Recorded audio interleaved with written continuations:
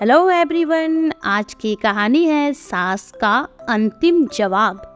रानी चिल्लाते हुए अपनी सास को कहती है, बुढ़ापे में बनारसी साड़ी पहनकर घूमने जा रही हो, शर्म नहीं आती बुढ़िया? इस उम्र में तो सूती साड़ी पहनकर घूमना चाहिए। अपनी उम्र के औरतों को देखा है कभी? सभी के सभी सूती साड़ियाँ पहनती है। अपनी बहू की बातों को सुनते हुए आरती जी कहती हैं, तुम्हें तकलीफ क्यों हो रही है बहू? ये बनारसी साड़ी मुझे तेरे पिता ने तो नहीं दिया है और ना ही तुम्हारे पति ने दिया है, जो तुम मुझसे इसका हिसाब ले रही हो और बातें सुना रही हो। और रही बात बुढ़ापे में बनारसी साड़ी पहनने की, तो क्या तुम कभी बूढ़ी नहीं होगी और फिर उस समय तुम्हें जो इच्छा करेगा वो तुम नहीं पहनोगी? अभी जब तुम 2 बच्चों की माँ होने पर भी 16 साल की लड़कियों की तरह कपड़े पहनकर अपने दोस्तों के साथ घूमने और पार्टी करने जाती हो, तो मैं तुम्हें कुछ नहीं बोलती, ताने नहीं मारती। फिर मेरे बनारसी साड़ी पहनने से तुम्हें क्यों तकलीफ है? और एक बात ध्यान से सुन लो बहू रानी, मैं क्या पहनती हूँ क्या नहीं, इससे तुम्हें कोई मतलब नहीं होना चाहिए।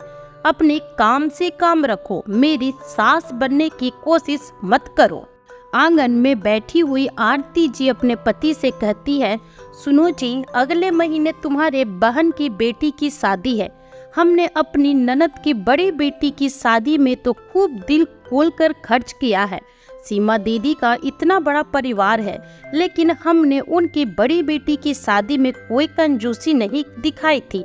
पूरे परिवार को कपड़े दिए थे। उनके ससुराल के सारे लोग देखकर दंग रह गए थे कि सीमा के मायके वाले कितने बड़े आदमी हैं, जो इतना अच्छा सामान लेकर आए हैं। आप भी खुशी से फूले नहीं समा रहे थे। सही कह रही हो आरती, हमने अपनी बहन की बड़ी बेटी की शादी में तो दिल खोलकर खर्च कर लिया, लेकिन अब इतना कहकर रमाकांत जी के चेहरे की सारी खुशियां गायब हो गई। चेहरे पर एक अजीब सी उदासी ने जगह ले ली। उनके चेहरे की उदासी को देखकर आरती जी भी उदास हो जाती है, लेकिन अब हालात ऐसे नहीं हैं। आरती, ऐसा नहीं है कि हमारे पास पैसा नहीं है, भले ही हम नौकरी नहीं करते हो, लेकिन पेंशन तो आती है ना।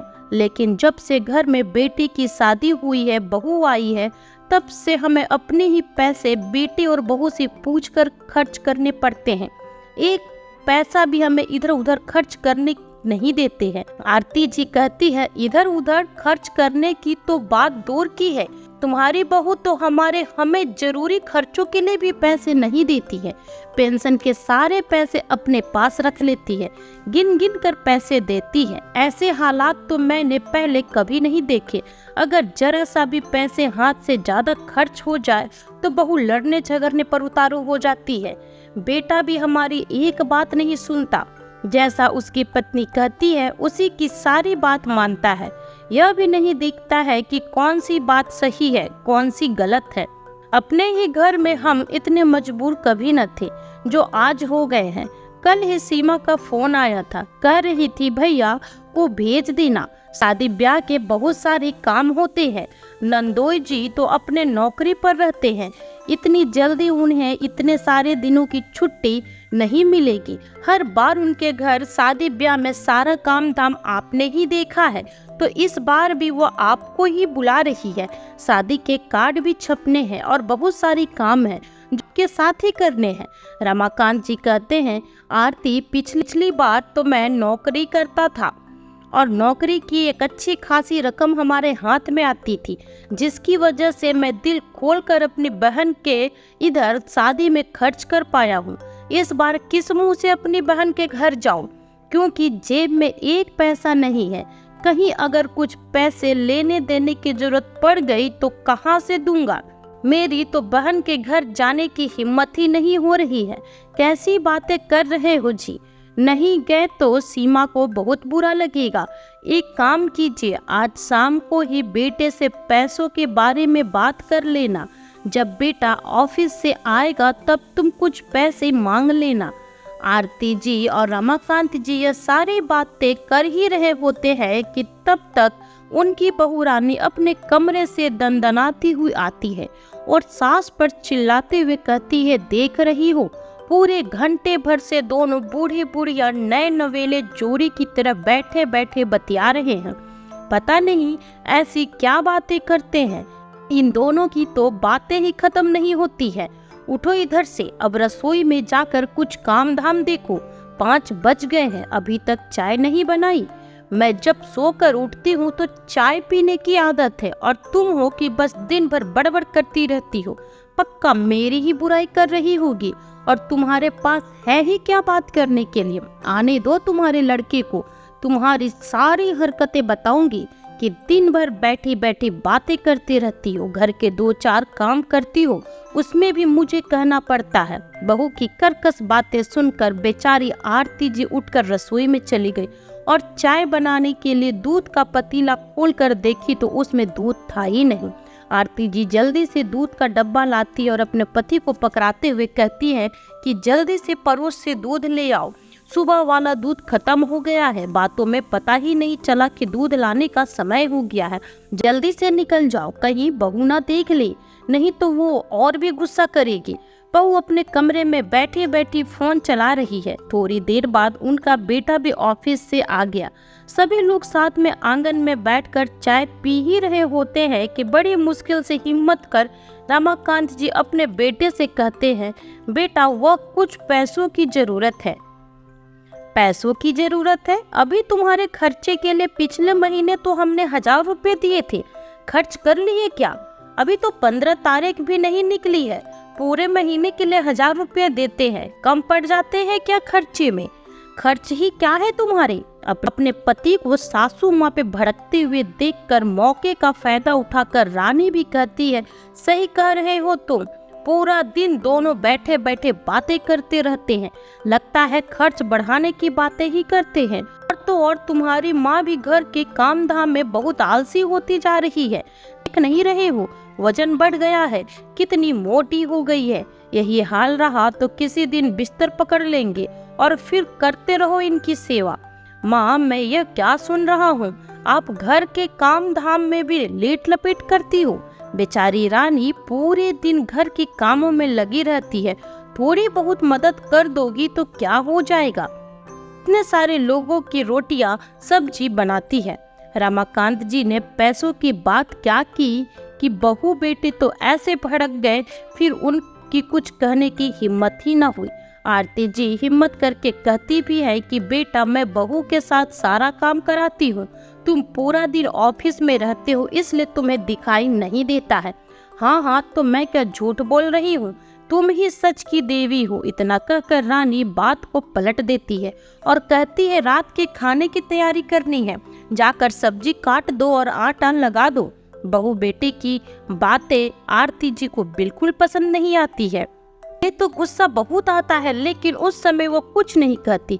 एक दिन आरती जी के हाथों में बहुत दर्द हो रहा है, सब्जी बनाने के लिए मसाला पीसना था, तो उन्होंने मिक्सी में सारे मसाले डालकर जैसे ही मशीन चलाया, मिक्सी की आवाज सुनकर उनकी बहू रानी अपने कमरे से भागते हुए आई और तुरंत मिक्सी का स्विच ऑफ कर दिया और आरती जी पर चिल्लाते हुए कहने लगी, तुम्हारी हिम्मत कैसे हुई मेरी मायके की दी हुई सामान को हाथ लगाने की?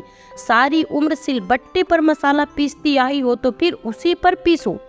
आरती जी कहती है, बहू मेरे हाथों में बहुत दर्द हो रहा था इसलिए मैंने मशीन निकाला था, वो सब मैं नहीं जानती। खबरदार, जो कभी मेरे मायके के दिए सामानों को तुमने छुआ तो। मिक्सी से आधी पीसी हुई मसालों को निकालकर बाहर कर अपने कमरे में वापस चली गई। अपनी बहू की बात सुनकर आरती जी दंग रह गए। किचन में खड़ी हुई आधे पीसे हुए मसालों को देखते हुए बहू के दुर्व्यवहार को याद कर उनकी आंखों में आंसू आ गए। बहू से बहुत कुछ कहने का मन हुआ, लेकिन वह बहू से कुछ कह पाती इससे पहले वह कमरे में जाकर फोन लगाकर मायके बात करने लगी और आरती जी अपमान का घूंट पीकर रह गई। दूसरे दिन आरती जी के पास उनकी ननद का फोन फिर से आता है और कहती है, आज शाम तक भैया को भेज देना, शादी की शॉपिंग करने जाना है। भैया को इन सारे चीजों की बहुत अच्छी जानकारी है और बहुत सारे लोगों से उनकी जान पहचान भी है, फोन रखने के बाद आरती जी अपने पति से कहती है, मुझे बहू बेटों का व्यवहार बिल्कुल भी पसंद नहीं आ रहा है। क्या कोई अपने बूढ़े माता पिता के साथ ऐसा व्यवहार करता है? उनके ही सारे पैसे लेकर उन्हें ही एक एक पैसे के लिए तरसाना कहाँ का न्याय है? भले ही आप कल कुछ नहीं कह पाए, लेकिन मैं बर्दाश्त नहीं कर सकती। हमें कुछ न कुछ ऐसा जरूर करना पड़ेगा जिससे हम अपने ही घर में सुकून से रह सके।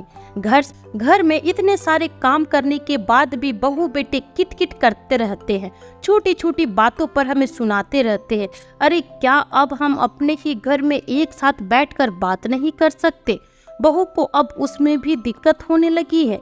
खुद तो छुट्टी वाले दिन 11 बजे तक सोकर उठती है, तब तो मैं कभी कुछ नहीं कहती हूँ। अरे आरती, इतना नाराज क्यों हो रही हो? मेरा एक पुराना मित्र है, उसी से पैसे उधार ले लूंगा। आरती जी अपनी ननद का फोन ठीक से नहीं काट पाती है और सीमा अपने भाई भाभी की सारी बातों को सुन लेती है। थोड़ी देर में वह फोन काट कर वापस से लगाती है, आंखों में आंसू लिए कहती है, भाभी आप लोग इतना कुछ सह रहे हैं और हमें कभी कुछ नहीं बताया।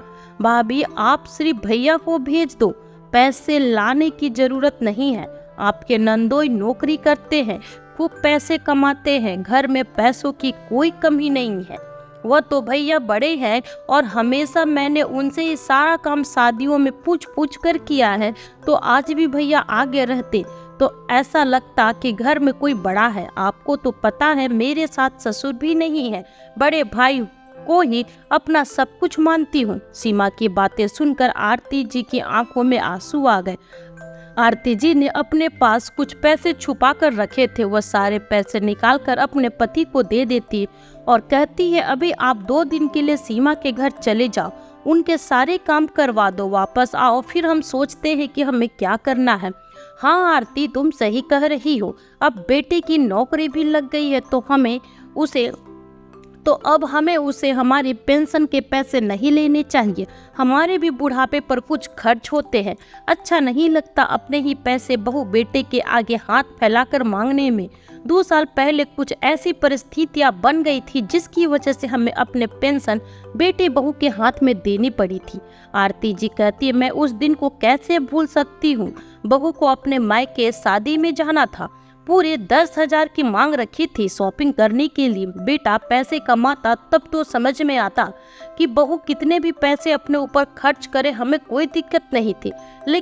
लेकिन कभी बहू यह नहीं समझती कि इकलौते ससुर के पेंशन की घर में आती है। 4 लोगों के खाने पीने का खर्चा, लाइट का बिल, इतना कुछ एक पेंशन के बल पर ही चलता है। उस पर भी बहू को 10,000 मायके में खर्च करने के लिए चाहिए।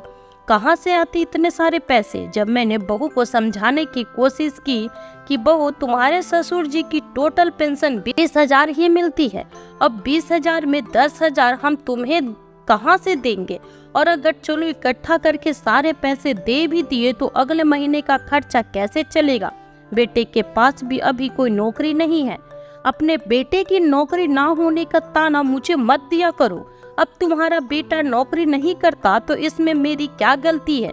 तुम लोगों को तो पेंशन मिलती है, अगर बेटा नहीं कमाए तो क्या मैं अपनी फरमाइश पूरी नहीं करूंगी? आप लोगों को मेरी फरमाइश पूरी करनी पड़ेगी। बहुत से घरों में माता पिता अपने 4-4 बच्चों को पालते हैं, तुम अपने एक बेटे बहू को नहीं पाल पा रहे हो। तुम लोगों से घर के खर्च नहीं चलाए जाते, तो ऐसा करो पेंशन के सारे पैसे मुझे दिया करो। देखना 20,000 में कितना अच्छे से खर्च चलाती हूँ। तुम लोग तो इतने सारे पैसे मिलने के बाद भी कहते रहते हो कि खर्च हो जाता है। बहुत थोड़े बहुत पैसे बचाने भी पड़ते हैं, कभी हमारी बीमारी में जरूरत पड़ गई तो किससे पैसे मांगने जाएंगे, इसलिए थोड़े बहुत पैसे बचाकर भी रखते हैं। अब इसका मतलब यह नहीं कि हम सारे पैसे खर्च में ही उड़ाते हैं, जितनी जरूरत है उतने ही हम खर्च कर देते हैं। माँ जी, तुमसे हिसाब किताब नहीं होता है, एक काम करो पेंशन के पैसे मुझे दे दो, देखना मैं कितने अच्छे से घर खर्च चलाती हूँ। बेटा भी अपनी पत्नी की हाँ में हाँ मिलाते हुए कहता है, माँ रानी सही कह रही है, आप रानी को पेंशन के पैसे दे दिया करो तो घर में शांति भी बनी रहेगी और सारे खर्च अच्छे से चलते रहेंगे। और मैंने भी अपनी नौकरी के लिए कई जगह फॉर्म डाले हैं, अच्छी सी नौकरी मिल जाएगी, फिर तो घर में खर्च की कोई कमी नहीं रहेगी। इस तरह से बेटे बहू ने जोर देकर पेंशन के सारे पैसे अपने पास लेने लगे।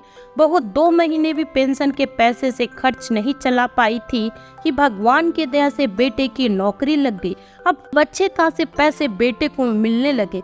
बेटे की नौकरी कुछ 6 महीने ही हो गए।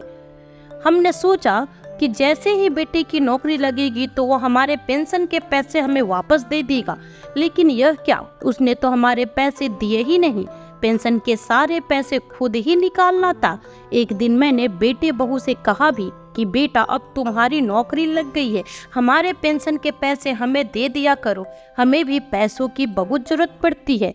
तो बहू तपाक से बोली, तुम्हें क्या जरूरत है, तुम्हारे पेंशन के पैसे से ही घर का खर्च चलता है, घर का राशन पानी आता है।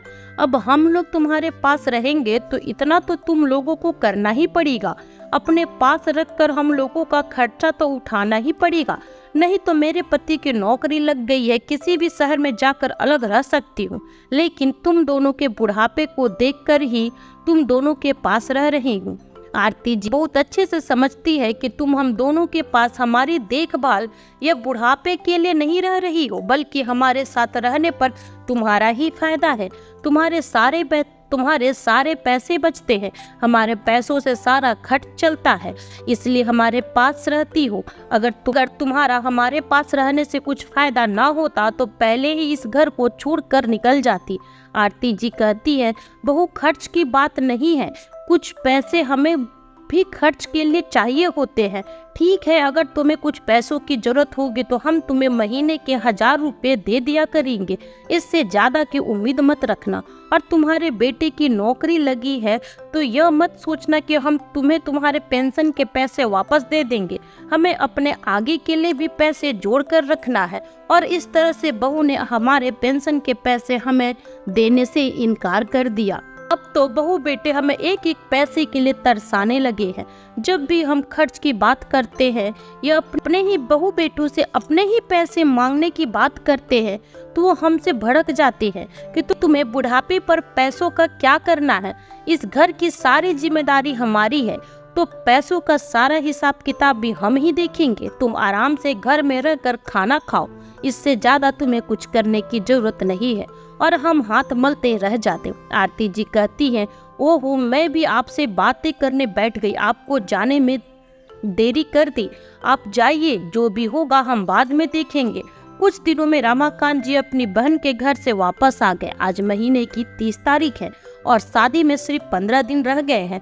2 दिन बाद बेटा बैंक जाता है और अपने पिता के पेंशन के अकाउंट से पैसों को खर्च के लिए निकालने की कोशिश करता है, लेकिन यह क्या, पिता के अकाउंट के पैसे निकलते ही नहीं है।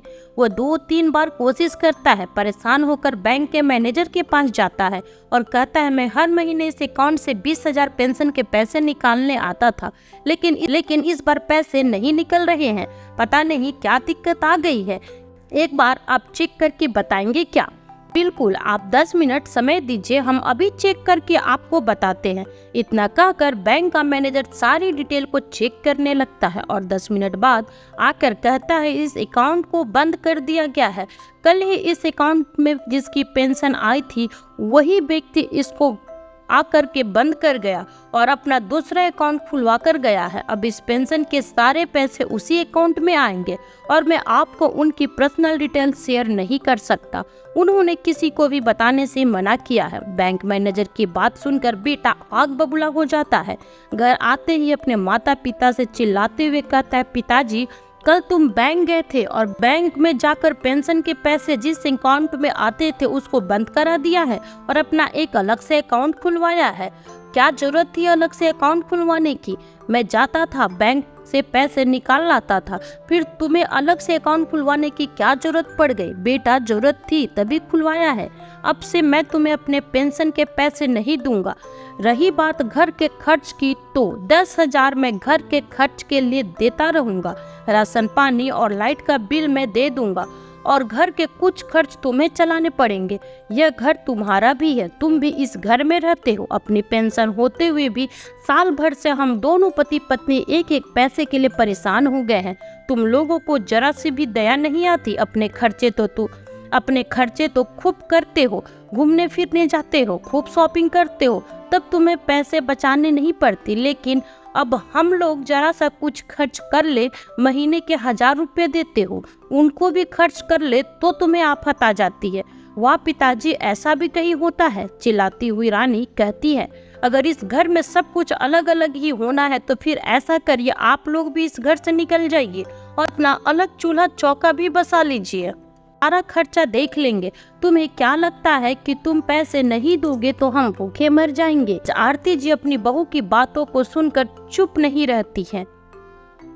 कहती है, बहू, हमें बाहर निकाल कर चूल्हा चौका अलग करने की जरूरत नहीं है। शायद तुम भूल रही हो कि जिस घर में रह रही हो यह घर भी हमारा है, हमने ही बनवाया है। तुम इस घर को अपने मायके से लेकर नहीं आई हो, यह घर मेरा है। अगर तुम्हें चूल्हा अलग करने के इतना ही शौक है तो तुम इस घर से निकल जाओ, किराए का घर लेकर रहने लगो, मुझे कोई दिक्कत नहीं है। वैसे भी तुम हमेशा धमकी देती हो कि मेरे पति की नौकरी लग गई है, मैं किसी भी शहर में जाकर आराम से रह सकती हूँ। तुम दोनों बुढ़ों की वजह से इधर रह रही हो, तो अब मैं ही तुम्हें कह रही हूँ कि मेरी वजह से इधर रहने की जरूरत नहीं है। जहाँ तुम्हारा मन करे उधर जाकर रहो, हम तुम्हें डिस्टर्ब नहीं करेंगे, तुम लोग भी हमें डिस्टर्ब नहीं करना। पैक करो अपना सारा सामान और निकल जाओ इस घर से, मैं अपने घर को छोड़कर कहीं नहीं जाऊंगी। आरती जी की बात सुनकर बहू के पैरों के नीचे जमीन खिसक गई। दिन में तारे नजर आ गए। उसने तो कभी सोचा ही नहीं था कि उसके सास ससुर कभी ऐसा भी कर सकते हैं। बहू बेटी दोनों की बोलती बंद हो गई। पहले तो हाथ से सास ससुर के पेंशन चली गई और दूसरा उन दोनों ने हमें घर से निकलने के लिए भी कह दिया। दोनों एक दूसरे का मुंह ताकते रह जाते हैं, क्योंकि दोनों ही यह बात बहुत अच्छी तरह से जानते हैं, अगर इस घर को छोड़कर गए तो अलग से घर लेना पड़ेगा, जिसका उन्हें किराया देना पड़ेगा, लाइट का बिल देना पड़ेगा, खाने पीने का खर्चा सारा खुद ही करना पड़ेगा। इधर तो हम अपने माता पिता के सारे पैसों के खर्चे पर रहते हैं और अपने पैसे बचा लेते हैं, लेकिन अगर घर से अलग रहेंगे तो सारे पैसे खर्च हो जाएंगे। बहू बेटे के चेहरे को देखकर दोनों को समझ में आ जाता है कि आज के बाद दोनों हमें डिस्टर्ब नहीं करेंगे। रमाकांत जी अपनी पत्नी से कहते हैं, मैं बैंक से पेंशन के पैसे निकालने जा रहा हूँ, तब तक तुम तैयार रहना। आज ही हम अपनी बहन की बेटी की शादी के लिए अच्छा सामान खरीद कर लाएंगे। आज बहू बेटे उन्हें रोक नहीं पाते हैं। रमाकांत जी और आरती जी शादी की सारी शॉपिंग करके घर लौटते हैं और अपने बेटे बहू से कहते हैं, आज तुम्हारी बुआ की बेटी की शादी है, हम दोनों जा रहे हैं शादी में, तब तक तुम लोग सोच लो क्या करना है। फिर जैसे ही आरती जी अपने कमरे से बनारसी साड़ी पहनकर निकलती है तो रानी उन्हें देखते ही ताने मारने लगती है कि बुढ़ापे में बनारसी साड़ी पहनकर घूमने जा रही हो। तभी आरती जी कहती, बहू, तेरे बाप ने नहीं दिए हैं मुझे ये साड़ी, इसलिए भूल कर भी मेरी सास बनने की कोशिश मत करना। जो फरमान तुम्हारे ससुर जी ने सुनाया है उसके बारे में सोचो। कह रमाकांत जी और आरती जी शादी में जाने के लिए घर से निकल जाते हैं और पीछे दोनों बेटे बहुत चुपचाप खड़े रह जाते हैं। दोस्तों, अगर आप अपने बूढ़े बुजुर्ग के ऊपर ज़्यादा बंधन लगाएंगे, उनकी मजबूरी का फायदा उठाएंगे, तो उनके लिए ऐसे कठोर निर्णय लेना भी जरूरी हो जाता है। कब तक हमारे बुजुर्ग अपने बच्चों से दबकर रहेंगे, सब कुछ अपना देकर भी उनसे सुनते रहेंगे? एक एक पैसे के लिए मोहताज रहने से तो अच्छा है अपने पैसे, अपने प्रॉपर्टी अपने पास रखें और स्वाभिमान के साथ बुढ़ापा काटें। तो दोस्तों, कैसी लगी आपको आज की हमारी ये कहानी? कमेंट कर जरूर बताइएगा। साथ ही लाइक एंड सब्सक्राइब करना बिल्कुल न भूलें। फिर मिलती हूँ आपसे न्यू वीडियो में एक नई कहानी के साथ। तब तक अपना ख्याल रखें और स्वस्थ रहें। Bye bye.